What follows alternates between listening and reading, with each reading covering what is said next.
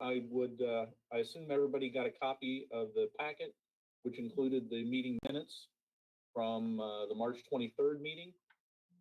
I'd take a motion to approve the minutes. Motion. Got a motion from Sheriff Sandage. Do I have a second? Second. Got a second from Travis Yep. Wilson. All right. Any discussion or any amendments to the minutes? All right. Hearing none. All those in favor of approving the minutes signify by saying aye. Aye, Lee. Aye. All opposed, nay. All right, the minutes are approved. On to the next item of business, the treasurer's report. Hear Lee on there. So, Mr. Clintworth, if you'd go ahead. Okay, our fund balance for 2020 was $4,551,654. Our revenue and expenses were minus $346,373. Current balance $4,205,280. All right. Do you have anything further, Lee? No, I don't. As long as our auditors are approved and we're going into the next fiscal year. Yep, I believe the county auditing takes care of that for us. Right. Yep. So I think they're. I don't know how easy you know what the process is there. I imagine they're wrapping things. Our expenses for 1 month was $285,992, and that includes extra pay period. And the next one was only $111,000. So. Okay. All right. Thank you, Lee. Any other questions or comments from other board members about the financials? All right. Hearing none, I would accept the motion to approve the financial report. I'll make a motion. All right, Chief Cornwall, I have a motion from him. Do I have a second? I'll second. I have a second from Deputy Chief Fleischner. All right. All those in favor signify by saying aye. Aye. All right. All opposed, nay. The report is approved. Excellent. All right. We'll go on to the coordinator's report. Director Ken. Everyone should have received copies of the reports that Brandon and I prepare for each meeting.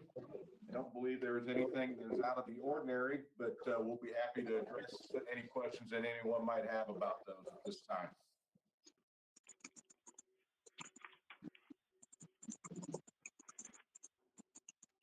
Other than that, I do not have anything else to report, but I can make an attempt to answer any questions that you might have.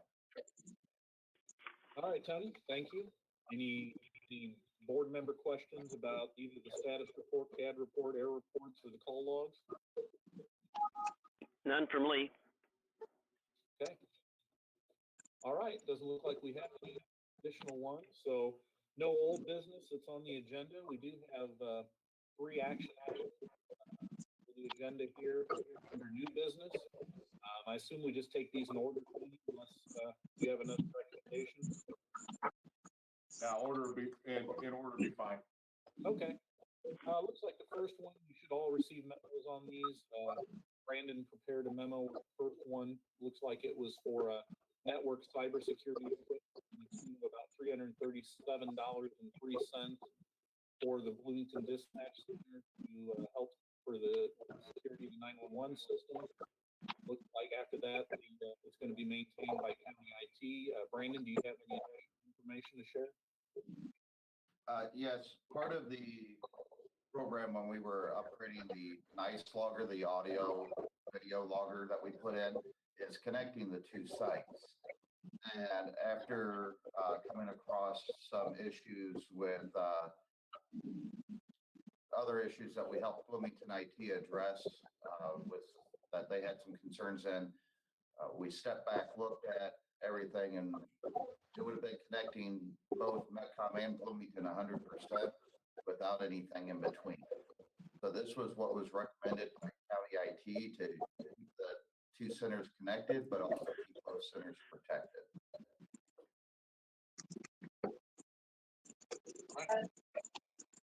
And if you can get anything called Sonic Wall for $337, it's got to be a bargain, right? So, all right. Any questions or additional questions of staff from the board members? All right. And just as a refresher, and Tony, you can kind of chime in on this, but this, along with the other ones, the other items here, ETSB has the ability to review these, to approve these, to get quotes, and to make decisions without having to go through the formal RFP process if we don't wish to. So I'm sure, like I said, this one's a relatively small amount, but I just wanted to mention that as we go into this discussion. So, and in addition to that, Chief, these items that we're asking permission to purchase were not in the budget for this year. However, we do have that large budget line item that we utilize for things of this nature. all right, thank you. All right. Yeah, and looking at the fund balances too, I mean, I went back a couple of years and we do have, as Mr. Clintwood, of course, covered early on, we've got a pretty healthy fund balance. May of 2019, we just had over $2 million, or $22,368,000. About this time last year, we had over 3.4 million, and now we've got 4.2 million. So it seems as though we're going in the right direction. It helps us not have any major hardware, software. So looks like we're in a good financial situation. So unless anybody has any questions, I would entertain a motion for the purchase of this system. Motion. Who was it? Was that That's Travis. Wilson? Yeah, make a motion to. I have a motion from Travis Wilson. Do I have a second? I'll second. I'll second. I have a second from the sheriff. Glenn, did you have a question, or was that you trying to get in the second there? I was just offering the second. Okay, all right. We'll go with Travis Wilson for the motion and Sheriff Sandage for the second. Maybe Glenn can get the next one. All those in favor of approval of the IT software for the Sonic Wall signify by saying aye. Aye. Aye. All opposed, nay. That motion carries. On to the next one. Is it Kirby for the 5-year agreement with them for locating? Tony or Brandon, would you like to give us a preview of that? So Carbine is currently the only vendor for 911 that offers video to 911. And we're the only ones in the state of Illinois who actually offer it right now. We were able to get in about a year and a half ago for free for a trial period. That trial period comes to an end in August. The sheriff's deputies have been able to utilize it twice, where the dispatchers have been able to locate people and get them help in a timely manner. I see this as something that's going to continue to move forward, where they're going to need to, this is going to become a useful tool. There's also talks about it eventually being able to be connected to Metcom's CAD and then being able to be pushed out to the first responders in the field. The pricing that you are seeing on there has been negotiated to be half of the annual rate. Normally, this product goes for about $60,000, being where we're at in Illinois, we're the only ones. They agreed to a $30,000 a year deal. So I'm guessing, given that, do you know, Brandon, of any other dispatch centers and, kind of downstate that use a similar product? No one in Illinois uses this at all, or we're the first ones that offer video to 911. Other states, it's been, I think Florida and a couple other states have a few dispatch centers that are doing that.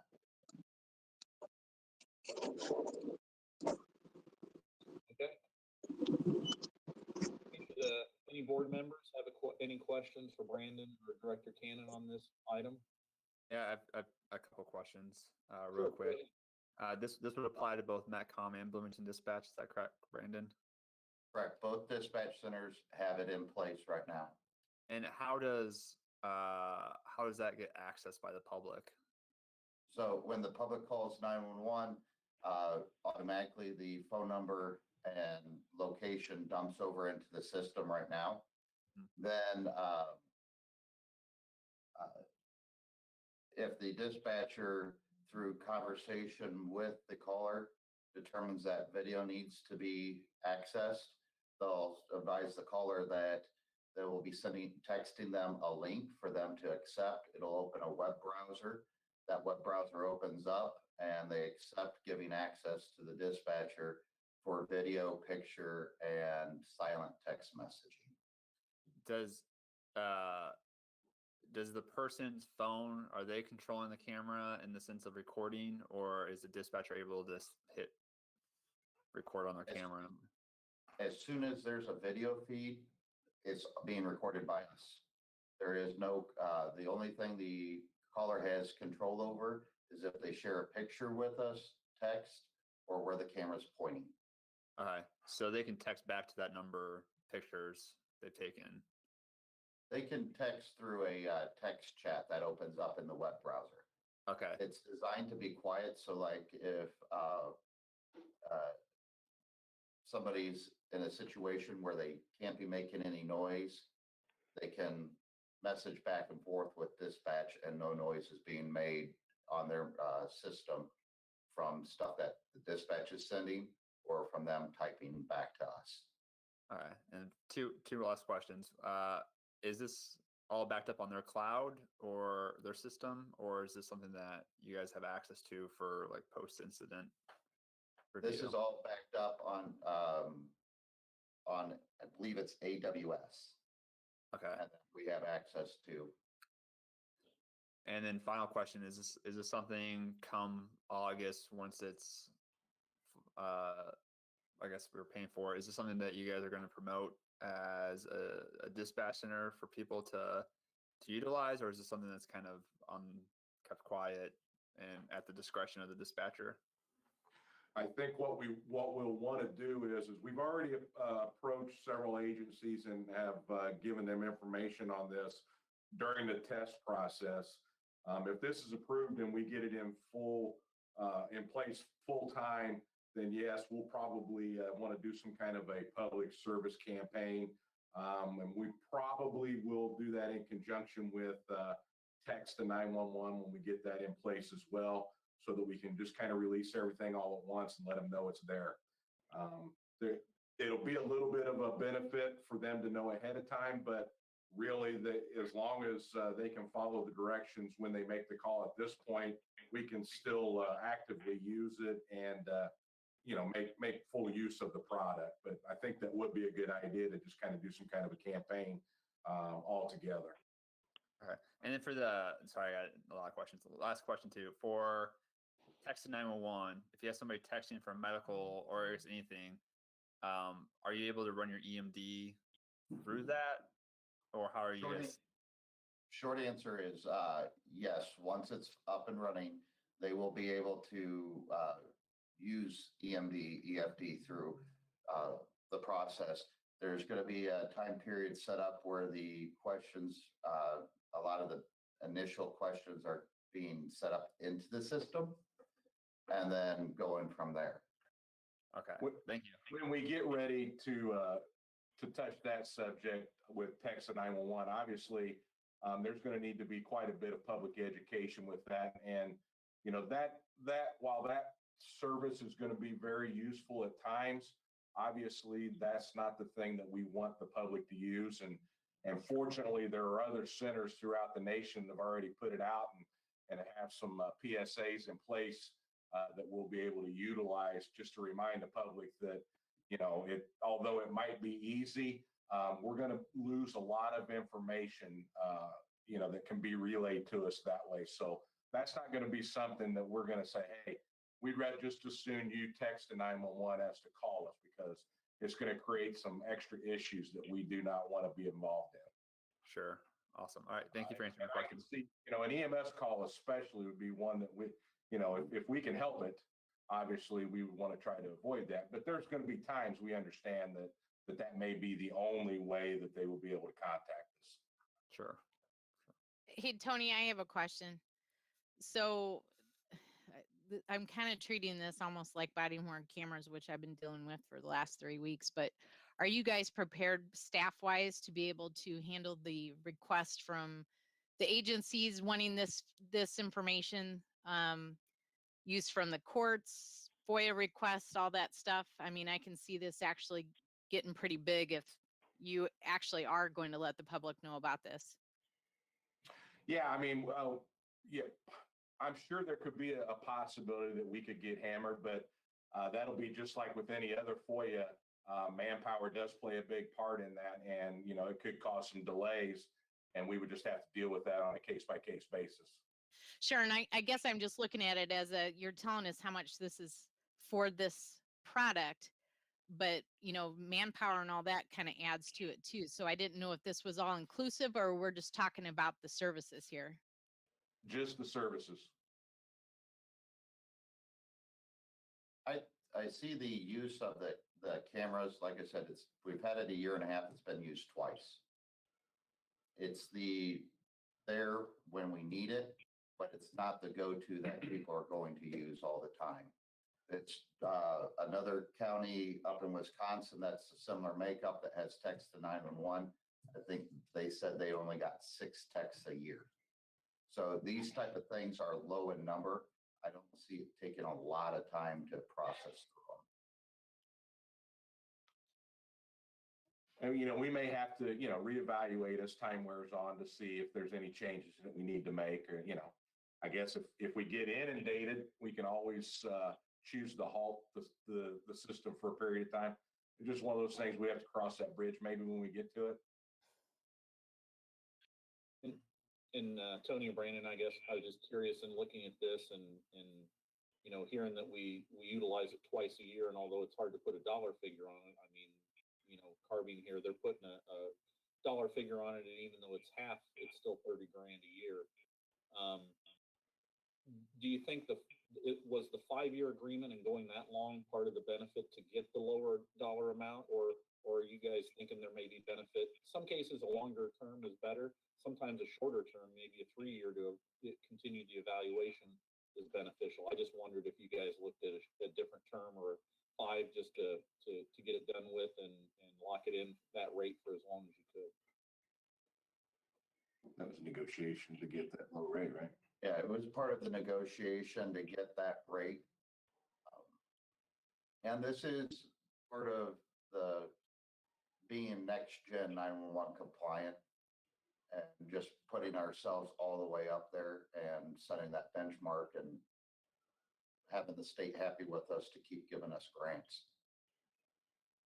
Well, one of the other possibilities that I just remembered is that there can be a way to allow the agencies access so that we can keep the center out of the middle of a lot of that gathering information.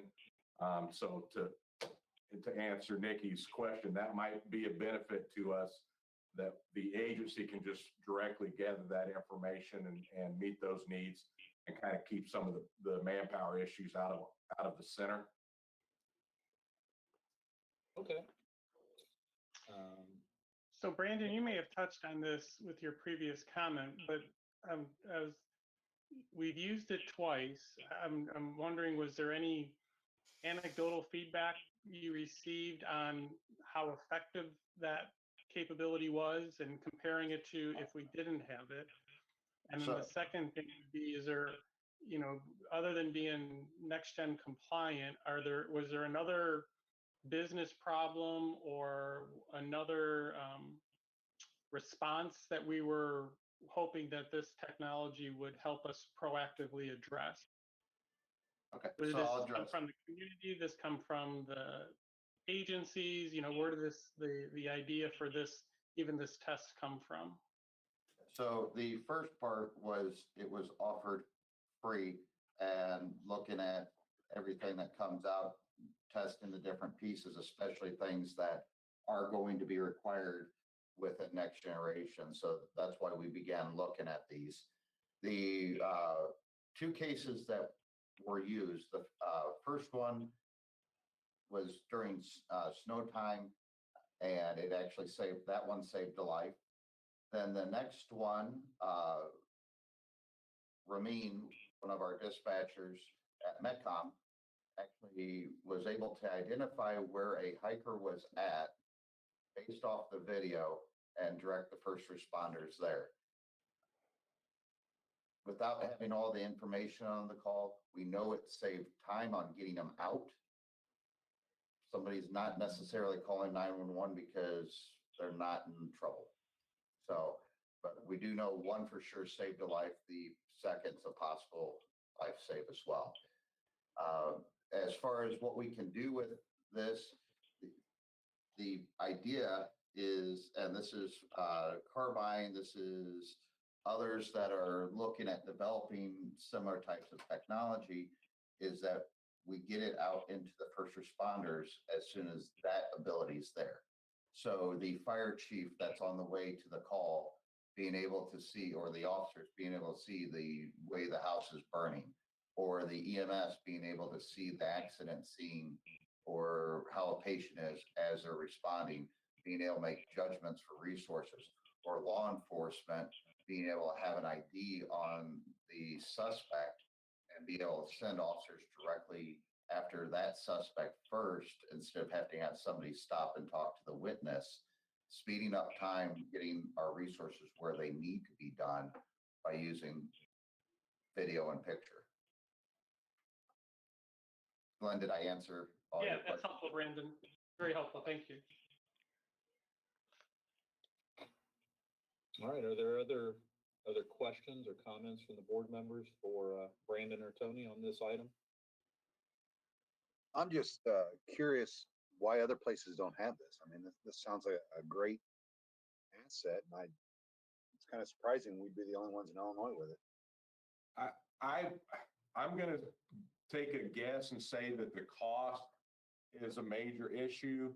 And the other part could be just exposure from the company. I think, you know, we came across the company at a conference and was able to talk to the people from that. If they don't have the right exposure to some of these agencies, and then the agency doesn't have the money to do it, that might be the big deal.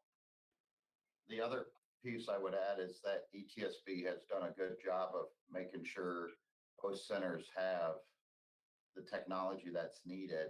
And so the groundwork was there where we were able to put this on top of it. And that groundwork wasn't there. My other question is, where is the closest office? Should they need to come and do some type of service or anything? Could they do that relatively quickly, or are they a ways away? So one's in Austin, one's in Colorado. The only equipment that they actually have on site is a box that takes the anti-alley data and shoots it across the internet to their server. Their software can be remoted into and adjusted as needed, but when I've had need to have them come out and make adjustments during setup, it was a 24, 48-hour turnaround.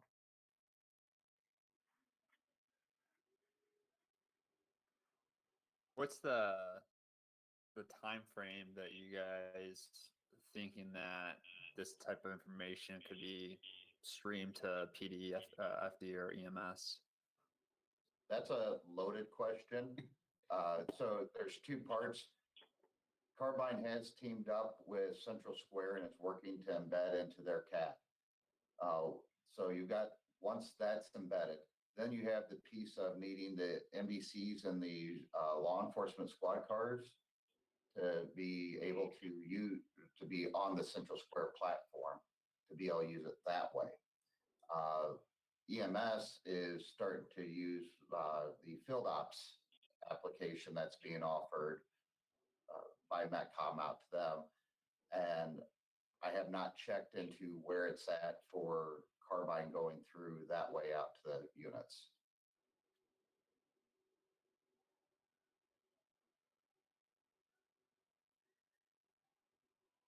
All right. Any additional comments or questions on this item? Further discussion? Okay, do we have enough information here? If we do, I'd entertain a motion if anybody would like to make one.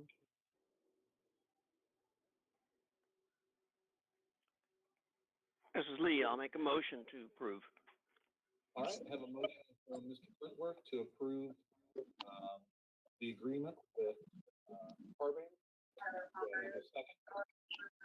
I'll second. A second from the sheriff. Got a motion and a second. Any further discussion on the matter? All right, hearing none. All those in favor signify by saying aye. Aye. All right. All those opposed, nay. All right, that item is approved. On to the next one, which I believe is a bid. Is it Seiko Security for security cameras for the center out there? Tony or Brandon, would you like to provide an update on this request?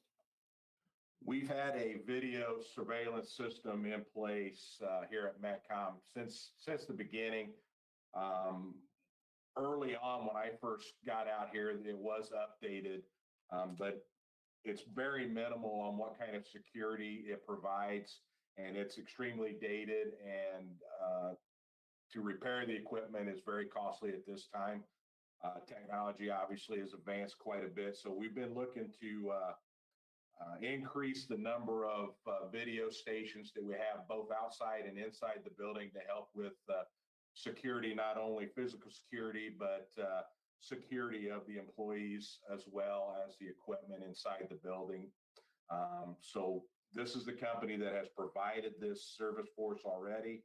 They're also the same company that has provided the door locks that we've put in. We did budget for this last year, but we just didn't make it to get it done. So we've had them provide us this updated quote to give us this service and make the replacement on these cameras. All right, thanks for that overview. There are other questions from the board members?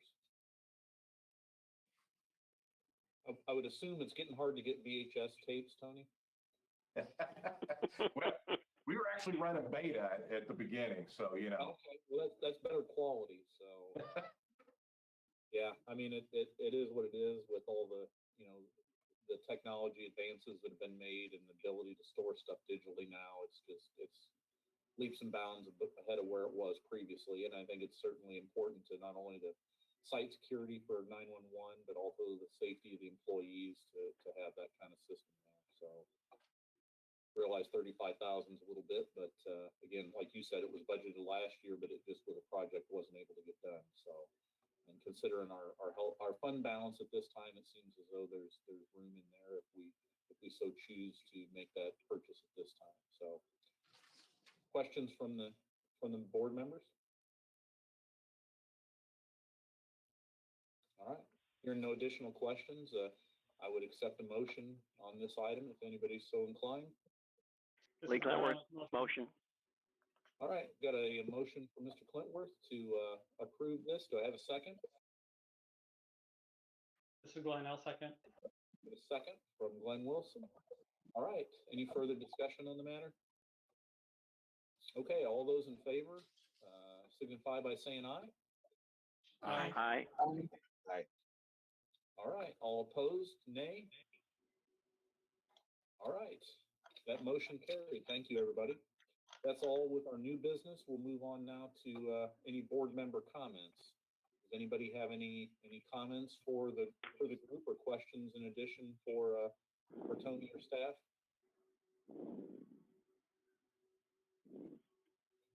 All right.